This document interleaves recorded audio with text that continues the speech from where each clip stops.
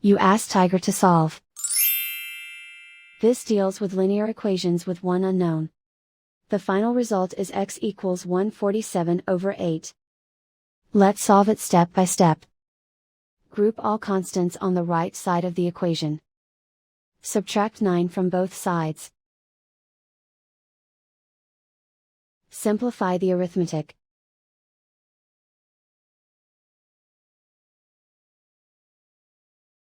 Isolate the x. Multiply both sides by inverse fraction 7/8.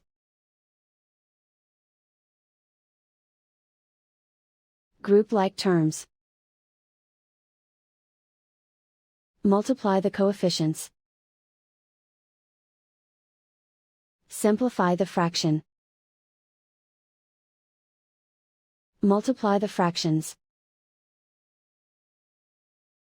Simplify the arithmetic.